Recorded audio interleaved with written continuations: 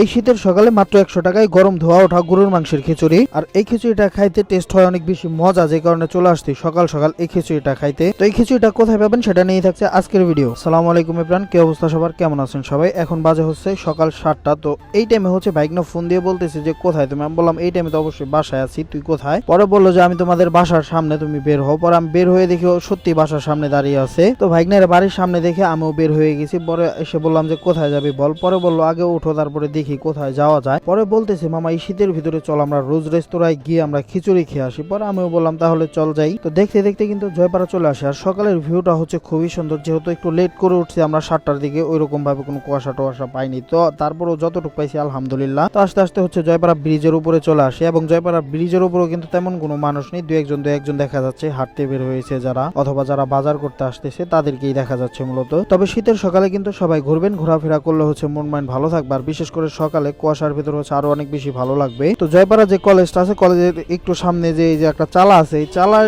একবারে কোনায় আসলেই দেখতে পাবেন এই যে এখানে দেখেন রোজ রেস্তোরাঁ লেখা আছে এখানে। তো এই যে দেখেন আমরা চলে আসছি কিন্তু রোজ রেস্তোরাঁ। আর আপনারা যারা নাম্বার চান, এই যে সাইনবোর্ডে নাম্বার দেওয়া আছে, এখান থেকে একটু কালেক্ট করে নিন। আর ভিতরে একটু খেয়াল করে দেখলাম ভিতরে হচ্ছে 3টা টেবিল আছে, বাট 3টা টেবিল ধরেই হচ্ছে মানুষজন বসে খাওয়া দাওয়া করতেছে। আর যেহেতু আমার আবার দোকান যেতে হবে, তাই আমি বাইরে বেশি একটা দেরি না করে ভিতরে এসে বসে হচ্ছে খিচুড়িটা তাড়াতাড়ি করে নিয়ে নেই। আর শুধু যে আমারই দোকানে যেতে হবে বিষয়টা কিন্তু এমন না, ভাইগনারও কিন্তু দোকানে যাইতে হবে। তো চলেন খিচুড়িটা ট্রাই করি। আর খিচুড়িটা ট্রাই করবো কি, আপনারা যারা হচ্ছে যে গালিমপুর চকের নিকরা চকের যে একটা রেস্টুরেন্ট আসলো না রোজ রেস্তোরাঁ নামে, তো ওইখানকার যে বাবুর্চি আছে তাকে নিয়ে হচ্ছে এখানে আবার পাকটা করা হয়। তো এখানে যারা যারা খাইছেন সেম কিন্তু ওইটা টেস্টই পাবেন, কারণ হচ্ছে বাবুর্চি কিন্তু একজনই। তো খিচুড়ির টেস্টটা হচ্ছে ভালো। আর খিচুড়িটা হচ্ছে প্রচুর পরিমাণের গরম ছিল, মুখে দেওয়ার সাথে সাথে মানে কিভাবে খাইতেছিলাম জাস্ট একটু দেখেন। একেবারে সকাল সকাল, তো যে কারণে মাত্রই খিচুড়িটা রান্না করা হয়েছে, তবে বেশ গরম ছিল খিচুড়িটা, খাইতে বেশ ভালোই ছিল, চাইলে আপনারাও আসতে পারেন। আর হ্যাঁ, এখানে কিন্তু খিচুড়ির সাথে জলপাইয়ের আচারটাও আছে, এটাও কিন্তু সার্ভ করে থাকে, জিনিসটা খুবই মজা। আর এই যে